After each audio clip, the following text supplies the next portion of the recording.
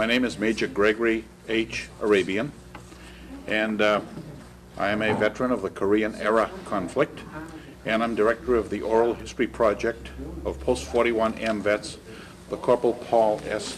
Masubian Post.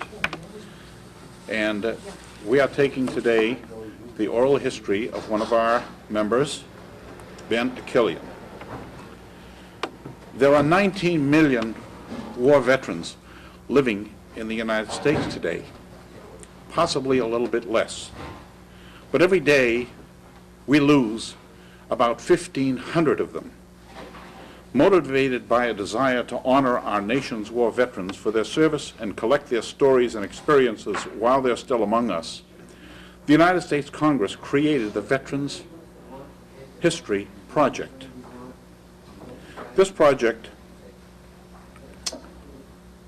is outlined in Public Law 106-380, and it was signed into law on October 7, 2000. The law calls upon the American Folklife Center at the Library of Congress to collect and preserve audio and videotaped oral histories along with documentary materials such as letters, diaries, maps, photographs, and home movies of American war veterans and those who served in support of them. And today we have to take the oral history of Ben Akillian. Ben, you're a veteran, weren't you? Yes, sir. Okay. And we're going to ask a few questions. I'm going to get out of the picture and we're going to zoom in on Ben and let him tell his story, which is what we call a veteran's story. We're here at Post 41 on Monday, October 20, I'm sorry. Monday, October 20, in the year 2003.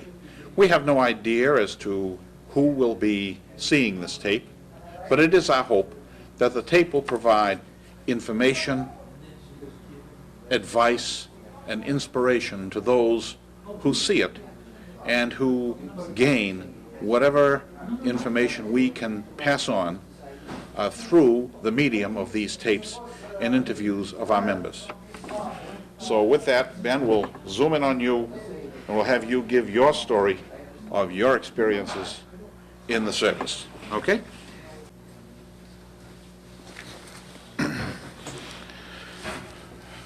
Ben, where were you born and brought up?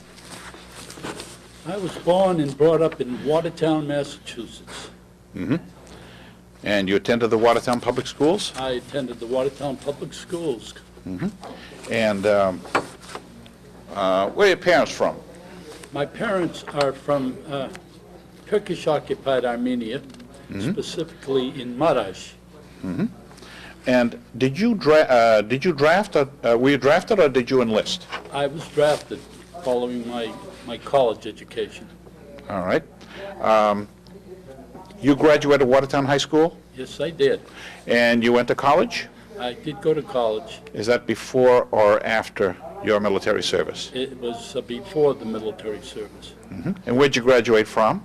I graduated from Harvard College in 1952. Mm-hmm. And from there, you went in. You were drafted into the. I was drafted in November of 1953. Mm-hmm. Since I had a year of graduate school as well, and served until November of 1955. 53 to 55. Yeah. Were you in the reserve army No, after that? I was not. You weren't. Okay. You did. So you didn't pick the service branch or the branch of the service that you I worked did in. not pick. Okay. Where did you have your boot training? My boot training was at Fort Dix, New Jersey, with the 9th Infantry Division. All right. And is that where you were inducted? I was inducted Fort Devens? at Fort Devens, yeah. That's where you did your paperwork. Right. Okay. You didn't receive any training there. No, I did not. And then you went to Fort Dix? Went to Fort Dix. And what kind of training did you get at Fort Dix? The training that I received there was a basic infantry training. Which consisted of? Which consisted of lots of drilling, of course. Marching? Marching, lots of KP work, learning how to use an M1, taking that apart and putting it together blind, if you will. Watching the display of military power that could only be used in a platoon, such as the all the weapons that would normally be Used in a platoon. available. Right. How many people in a platoon? Roughly? About 50. About 50? Yeah. All right. And all of you are trained in the use of the M1 rifle? At that time, it was the M1 rifle, right? All right. And did that have a, what we call a banana clip? How many shots could you fire off? It had a clip of 8 shots. 8 shots? Right. Okay. And did you get a marksman's badge or anything of that No, sort? I just passed You passed, the target you qualified? qualified, right. Okay. And after your boot training, when did you finish that? I finished that in December of '53. December of '53. Right. And where did you go after that? After that, the Army sent me down to Fort Lee, Virginia. Oh, It was yes. supply school. So I became indoctrinated in the quartermaster at that time. In the Quartermaster Corps. Right. Okay. Now, did you get what they call on-the-job training, or did you have any specialized training At Fort Lee, Virginia. at Fort Lee? We were pretty much, the training was classroom training, consisted of the basics such as learning how to type, how to prepare reports, and of that type. The designation of the various supply forms and things like Supply that. forms would have, yes. And how did you do there? You passed the course? I passed the course there. Okay.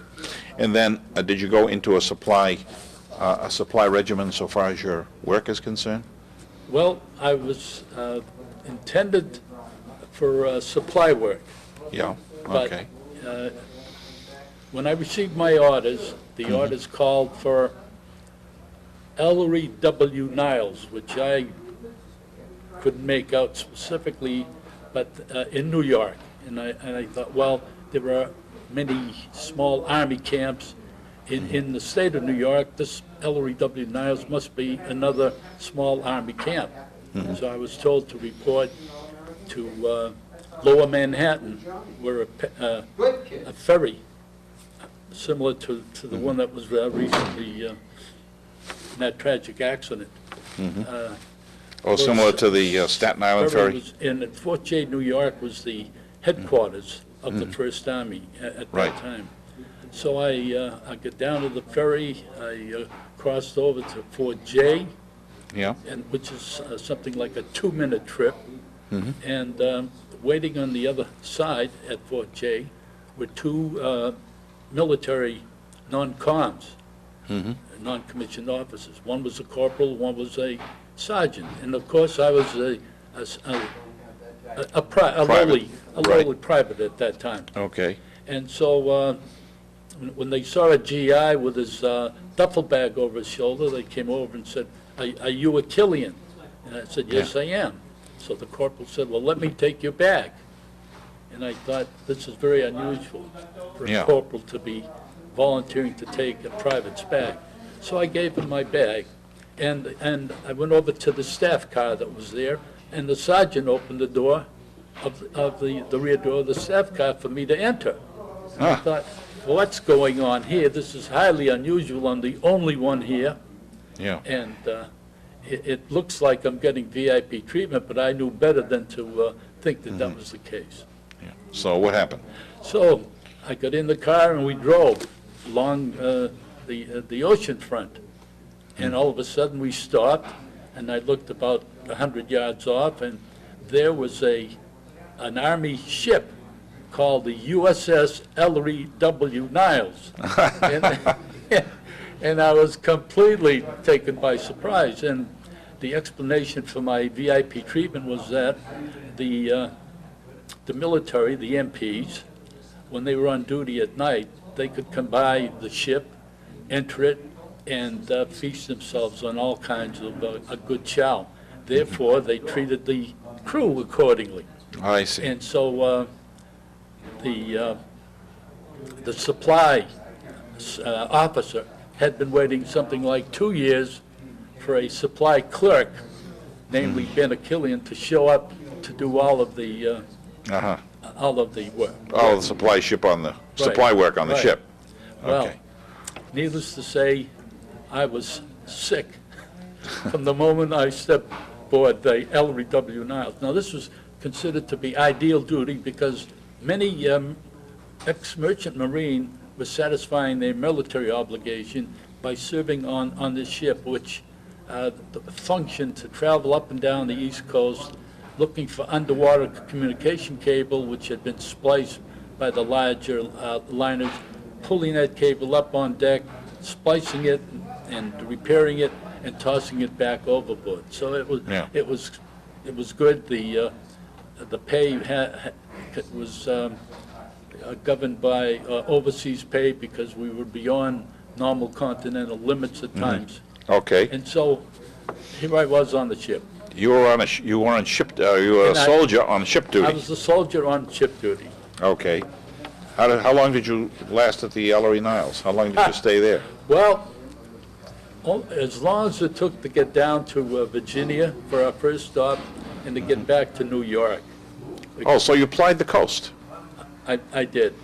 from New York all the way down to Virginia. And I developed a very unique reputation by the other members of the crew who could see that I was very sick, that I never reported to my supply clerk job, and what were we going to do with this guy? So you developed seasickness. I developed seasickness to the point of wanting to throw myself overboard. Oh, yeah. All right.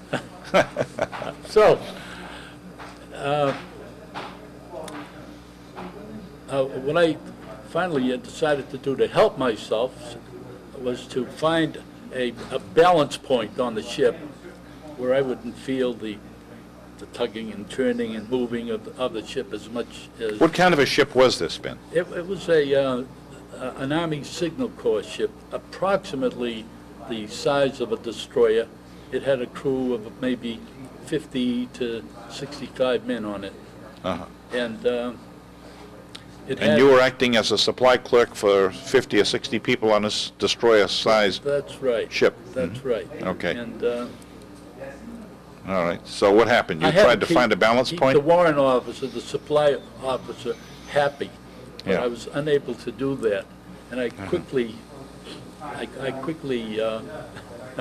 got on the wrong side of this man who was waiting for 2.5 years for a supply hunky to show up. Yeah. And when I did, I couldn't do a lick of work there. So I quickly, the news spread throughout the crew that watch out for this guy, Akillian, he's liable to regurgitate on you at any time. Okay. And so the word got up to our skipper, who was a Russian American, Yeah. and he did not mix with the crew. He was virtually up in his own cabin there for the full time.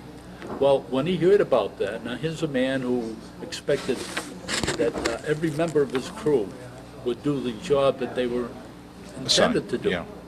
And he said, of course they would, because they loved my duty on my ship. Why wouldn't they? So he called me, went up to his cabin, knocked on the door. He says, Akillian. I says, yes, sir. He says, come on in. He says, what's this I hear about you, in his Russian accent? Yeah. I says, well, sir, what you hear about me is true. I will forever be seasick on this ship unless you send me off. He says, but how can you feel that way? Everybody on the ship feels like it's the best duty you could get in the Army. I says, I'm sorry, I'm the exception. Yeah. He says, well, Akillian, when we get back to New York, and the home base was at Staten Island, Fort Wadsworth, when we get back to New York, I will be forced to see that you get a transfer. I nearly leapt into his arms with joy. And so that's what happened. Uh-huh. As soon as I touched ground in Virginia, it was like an instantaneous recovery. But once I got back on the ship, it You were was sick. the same old rolling and Uh-huh. getting sick again. Okay. So When you got back to Staten Island, when I got back to Staten Island, then I did serve with the First Army Signal Service Unit, which was a Signal Corps outfit, and I served in the supply function there. okay. Under a supply sergeant. And that was with what unit? Well, that was the 1267th Service Unit. Okay. So you were in the supply section of that I was in the unit? supply section. Okay. How long did you stay there? For the balance of my time in service, so Mm-hmm. that would have been until November of 1955. Okay. Now, was all your service stateside? It was all stateside. Okay. And with regard, now, you were in the service from 53 Right. to 54. The Korean War had ended in August of '53, and I was Uh-huh. drafted in November. I was very fortunate, if you might say, Yeah, to avoid. But Yeah. And then 2 years later, November 55, excuse me, is when I was discharged. so all of your service was in New York? All of it was in New York. Right. All right. Tell me, during this period of time, did you learn the supply routine of the Army? I did because I had to. I had a veteran, an RA supply sergeant, Uh-huh. who was having constant skin problems, and he was hospitalized for weeks at a time. So the only other person there to do the work was then Akillian. What are the most important lessons you learned in the supply, in attending to the supply of your unit?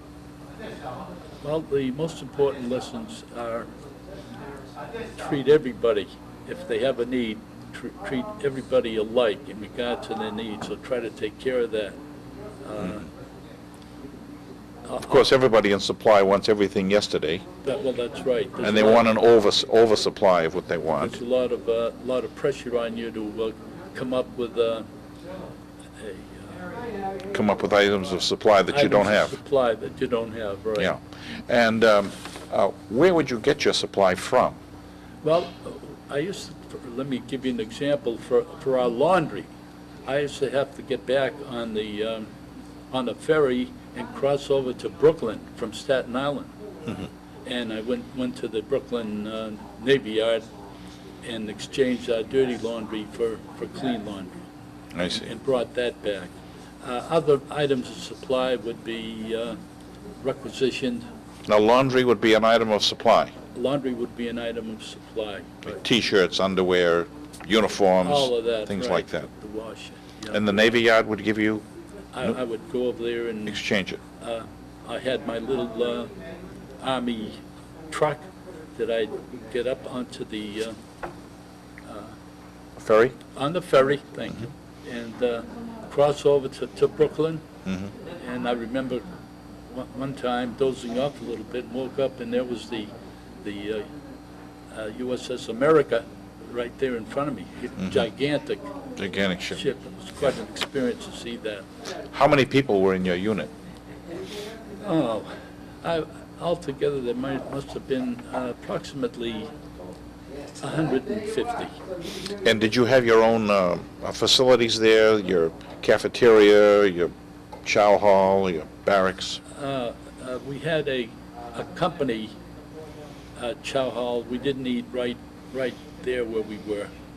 We had to go to a nearby building to get our. But was it military food? It was military food. How was the food? Yeah. How was the food? I thought the food was good. Hot meals? Hot meals. Were you forced to go out and eat? No, we weren't forced to do that. If Yeah. we were fortunate enough, we might get a day or two into the big city, into Gotham. And one of the things that I'll cherish is the fact that I got to see through the USO, I got a ticket to heavyweight championship fight involving Rocky Marciano. This was at Yankee Stadium, Really? and against Ezra Charles, and I was there for that fight, and it was one of the thrills of Really? one of the highlights of my service time. All right. When you went into town, did you go into town in uniform or out of uniform? In uniform. In uniform. And there was a reason for that. If you needed help, you go to the USO and show up in a uniform, looking clean and Presentable. presentable. Other than the food, how was were you given adequate clothing? The clothing was adequate. Okay. What you quickly learned, though, is that if you were a mere private, it didn't matter what kind of background education you came up with. You were treated the same. You were treated the same, but you were looked down upon, if you will, by especially by the first sergeant, who had to cater to the new lieutenants who were wet behind the ears. But he wasn't going to do anything for a lowly private, regardless. Did they look upon you as, oh, here's a Harvard graduate that we're going to make him? Well, I try to keep that as low key as I could. Yeah. Did many people realize after a while that you did go to Harvard? Some of them learned, yeah, and Yeah. by that time I was able to make friends with them, so they didn't Yeah. hold it against me. Yeah. Did you have any? And how did you get along with your people? Well, I think. 150 people in your unit. And, they realized that I was filling in for a regular veteran supply Okay. sergeant. Okay. And you were in a situation there where you were in a military compound. Is that correct? Exactly. And what did this compound consist of? Office spaces for the commanding officer, for the first sergeant, mail clerk, that kind of thing. Now, this was a signal battalion. Right. And what was the mission of the signal battalion The mission of the at that point? at that point was simply to take care of any communication problems that came up with the ship when the ship was out doing its job of repairing underwater communication cables. Oh, I see. So you were a signal battalion that was attending to the ship. communications problem of the ship that you got off of. Right, exactly. I see. I see. That's it. So here we have a battleship type of ship that is repairing cable and communications between New York and Virginia Right, that has certain communications needs. right, And rather than serve on the ship, you were serving on land right, and attending to any of their communications problems. exactly. I see. I see. So it was limited to the communications problems of that particular ship. Right, and the ship reported the commanding officer of the First Army Signal Service Unit at Fort Wadsworth, New York, which is where I was stationed. Ah, The commanding officer there also supervised, if you will, the Russian captain of the ship that I told see. you about. So, all right. so the ship reported to Fort Wadsworth. I see. So the ship reported to Wadsworth, and you were in Wadsworth taking care of the supply needs of that communication Right, mission right, of the ship. exactly. I see. Now, did you deal in procuring supplies, say communication supplies, such as wire, telephones, and things like I that? did not handle the communication supplies because they wanted somebody to do that who was technically competent to state what was wrong, Okay. what needed to be requisitioned. So you're in the general supply? I was in general supply, right. Okay. Now, is it fair to say that all of your service was limited to the New York area? It's fair to say. That's pretty good duty. It is pretty good duty. And you saw quite a bit of the city, I suppose. I did see quite a bit of the city, Yeah. and I lived in Watertown at the time. Really? And those were the days when I used to hitchhike home on a Really? weekend. And the first sergeant suspected, and he was a tough SOB, and he suspected that I couldn't hitchhike. I couldn't. I told him I was taking public transportation, the train home. He said, "You can't possibly take the train home 3 or 4 times a month on your salary." He says, "If I ever catch you coming back late, I'm going to throw the book at you." So was hitchhiking against the rules? I guess. Or was it against the rules because it may make you late? Well, it was against the rules because it made me late, and But they didn't want you hitchhiking. no, they didn't want me hitchhiking. I see. It's if you were in uniform at that time, we're talking 1953. What is it? 70, 74, 75 years. If you were in uniform, people who were in a vehicle Yeah. were very apt to stop and give you a lift. So it didn't take. It wasn't just one car trip from New York to Watertown, Mass. It was a number of them. A number of stops. I know, because I was in the cadets at those time, Yeah. and when we wore our cadet uniform to ROTC, I always used to hitchhike back and forth. Oh, good. And nobody I'm glad told to- me I couldn't hitchhike. I'm glad to hear that.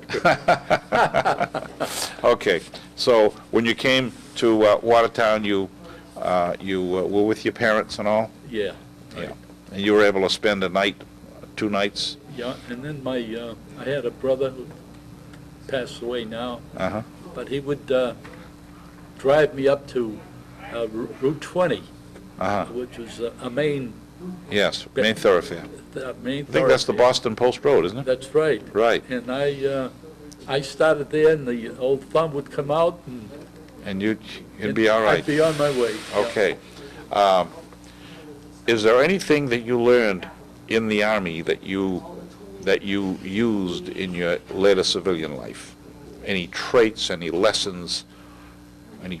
The traits and lessons are that basically it's if you've been educated so that you're able to lead, if you have that trait about you, then I think you should take advantage of that. I think the Army would benefit from it, rather Right. than simply go in with the idea, which is what I did, of going in, doing what I had to do, and getting out as soon as possible. Right. I think I missed the boat in not trying out for You should have tried to lead. OC, OCS.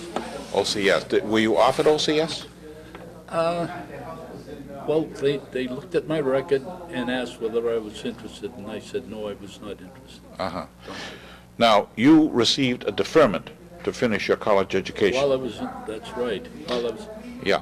Now, when you went into the service, did you have the idea that, well, I have to serve to pay off my deferment, or why do I have to go anywhere? What kind of attitude did you have when you went the into the attitude service? was to be very grateful for the fact that the war had already ended, and to go in and do whatever they wanted me to do at that time. You didn't have any regrets No, or protests or anything like no, that? not at all. Okay.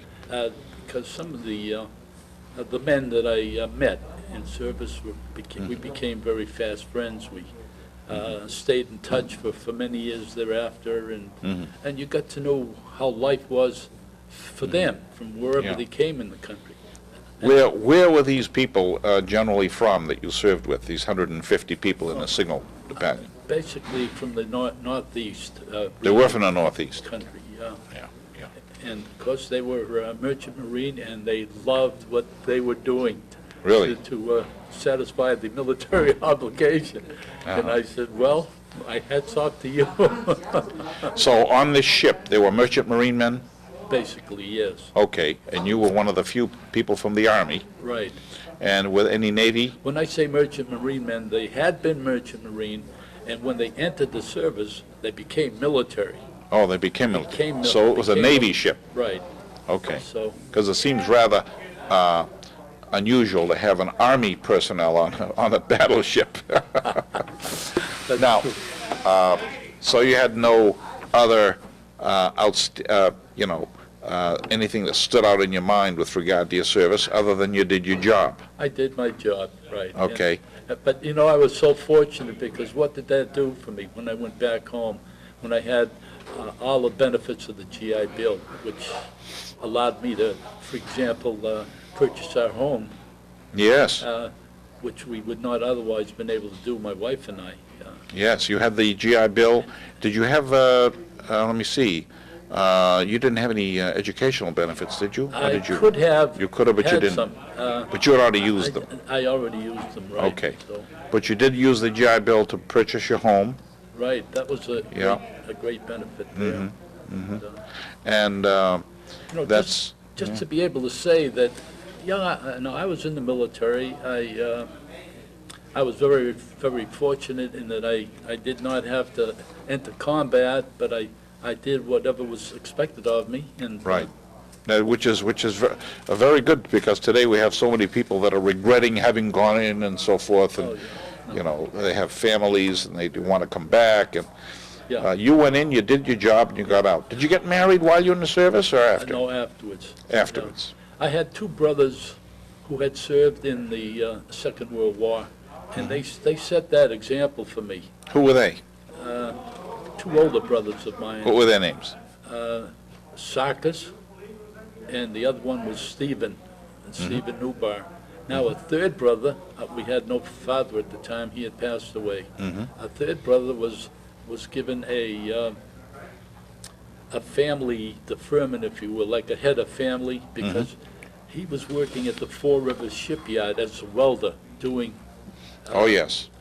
in Working with the defense work. Victory ship, Right. things like And that. so he was deferred for that reason. Uh-huh. But he did not get the GI Bill for it. And, Right, And he right. missed out on the benefits when he was doing very important work. Now, which brother went into the service?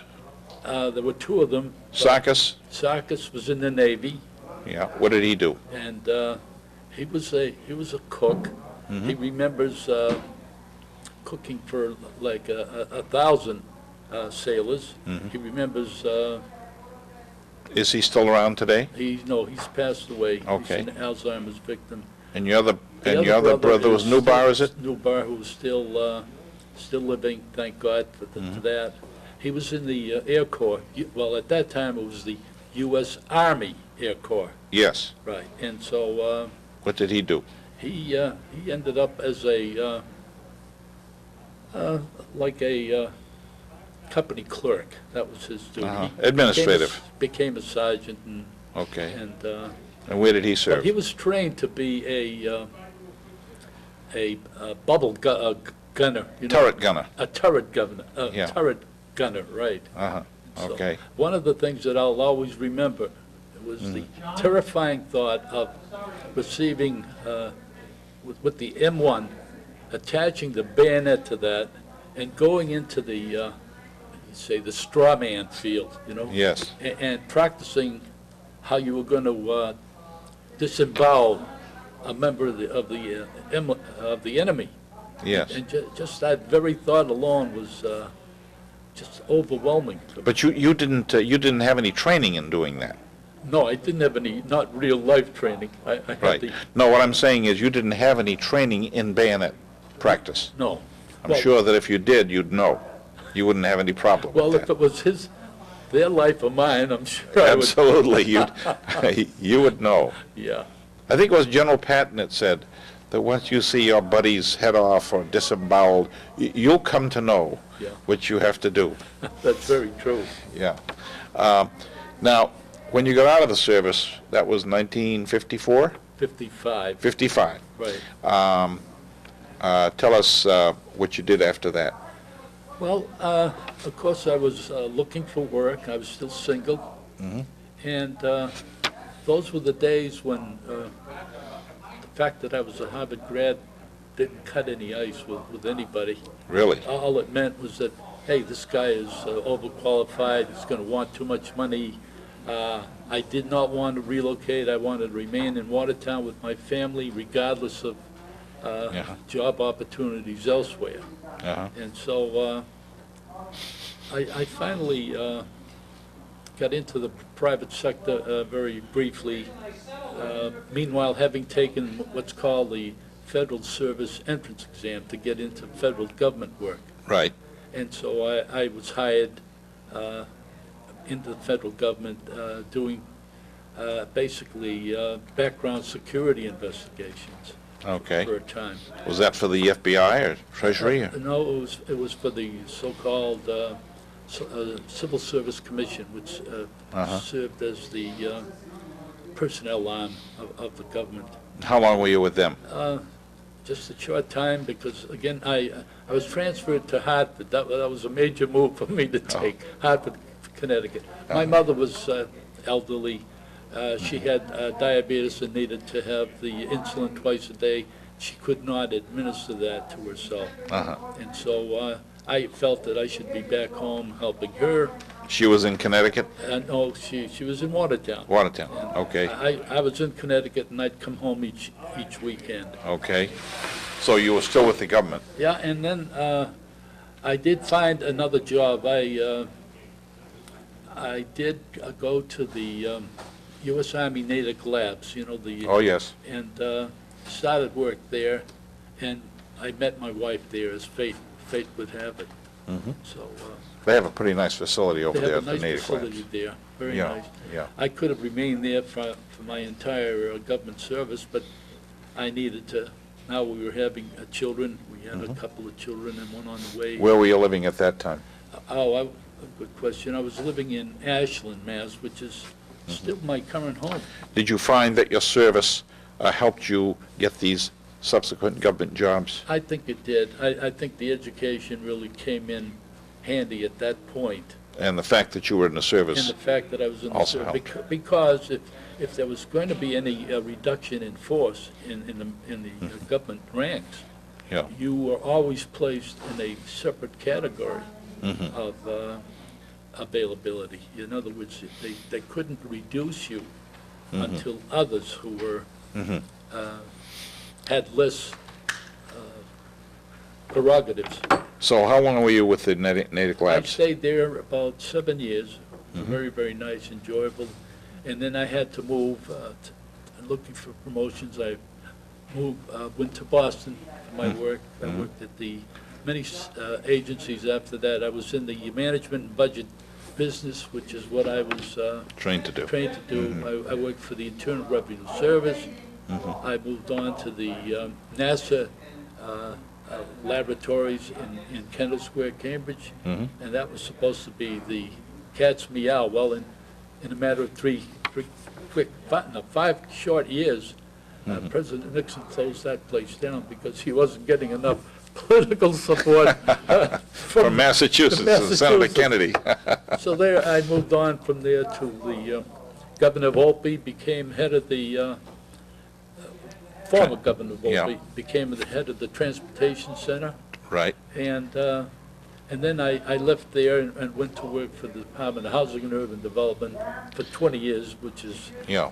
finally, after 37 and a half years of Yeah. a career, I called it quits. So Yeah. we raised 3 children. We have 3 grandchildren now, and Are any of your children or grandchildren or relatives in the service? Have they? no, gone- they were fortunate to, Because now we have a to avoid volunteer that. army, don't we? right. Yeah, yeah. And have you ever told them about your service in the army? Somewhat, yeah. I think they all know about the blanket. I did mention the blanket matter. I was trying to, when I was on ship, I tried to find a very level spot in the ship. This is on our return Yeah. from Virginia to New York. So I got this chair. I sat down just before the bridgeway, the gangway leading up to the spiral stairway leading up Yeah. to the bridge. And I sat there, and there was no other room for anybody else to bypass unless they climbed over me. So I put the blanket on top of me, and I started to feel pretty good. Maybe it was all psychological, but Yeah. I thought, this isn't so bad now. Well, in the short time, there were two men coming to report up to the bridge for work.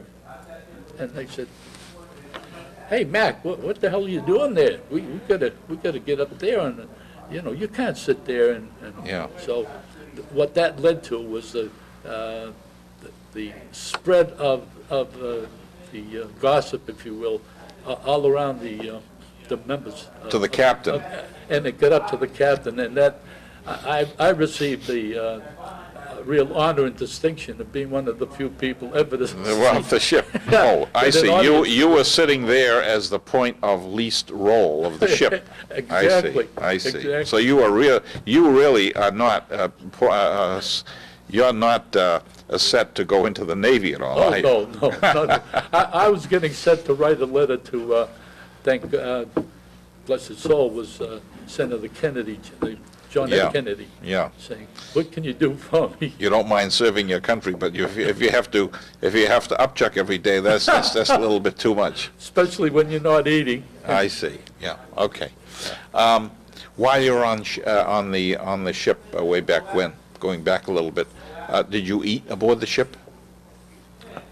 Did you have? No, very, very little, although the food was regarded to be excellent. But they had facilities to They serve had you. cooks there, and as I mentioned, the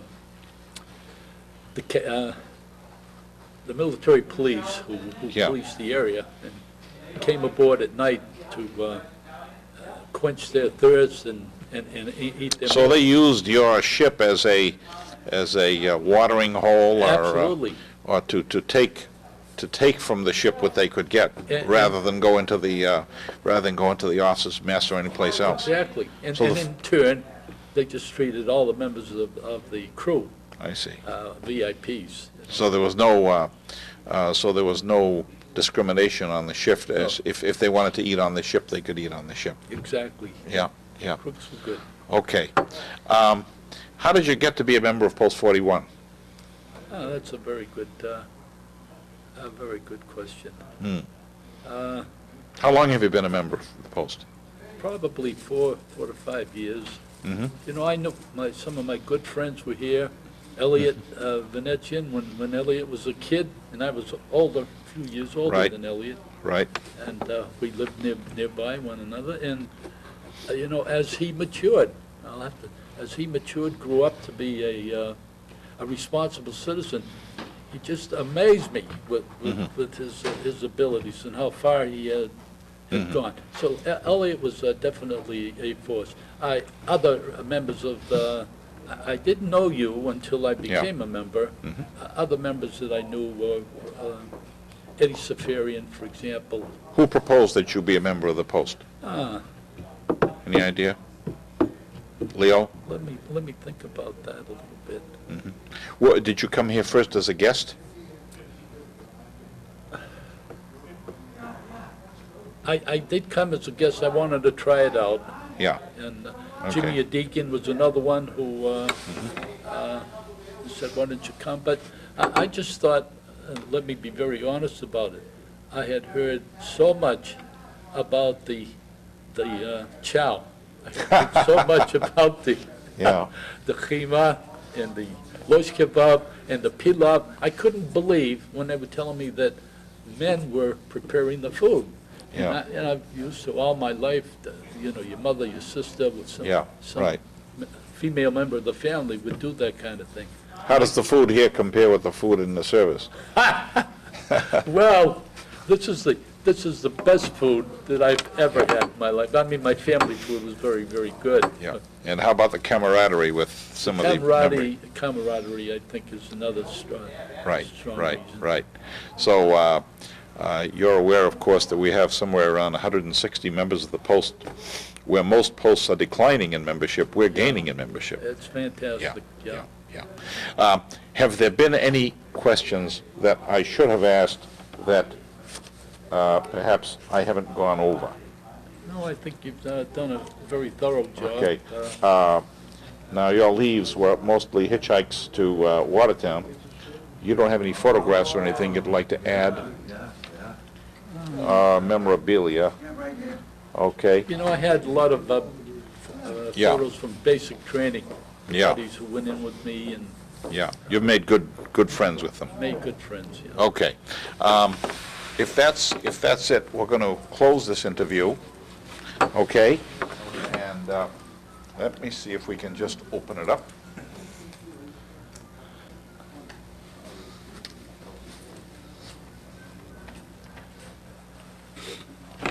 Okay, if that's no more, I'd just like to point out one thing. You see, we have a collage in back of us, Right, which shows all of the members of our post. right. And we have the American flag, the post colors, the state flag, and of course the Armenian flag. Right. And one of the reasons that we take the interviews of our members before this setting is to integrate them into the, and show them as one of many members of this post. And the fact that we serve our country while we are proud of our heritage. Absolutely. So what I want to do is thank you for participating in the Oral History Project, Ben. Yeah. And we will hope, we'll close this with the, I suppose, the feeling that freedom is not free, that freedom has a price, freedom has a sacrifice that has to be made in its name. People have to serve time to secure this country and to pay the price of the freedoms that we enjoy. Absolutely. Agree to that? And we would hope that succeeding generations, anybody who might see this tape, will be able to learn the lesson of getting along with people no matter who they may be, because we all have a common goal and a common mission. And that mission is to pay for the freedoms we enjoy. This country is the only country in the world that has so many different people from so many different religions and callings, yet we all enjoy the same freedoms. Absolutely. So thank you very much for participating. Thank you. And we're going to close this interview. I want to compliment you on Okay. the way you've handled everything, and It's been an absolute pleasure, because everybody that I've interviewed does appreciate what we do here. And it's been a pleasure for me to spend as much time as I can in getting every member interviewed. That's the important thing, well, to get the idea as to how they feel about the service, how they feel about this wonderful country that we serve. It's a wonderful, wonderful country. And for one who has served abroad, you learn the value of this country by actually being abroad. sure. And I think it's just a wonderful thing to preserve this kind of history for generations to come. Absolutely. Thank you very much, and this is Major Greg Arabian, Oral History Director of Post 41 AMVETS, the Corporal Paul S. Masubian Post in Watertown, Massachusetts, thanking you for this time. Thank you very much. We'll end it right here.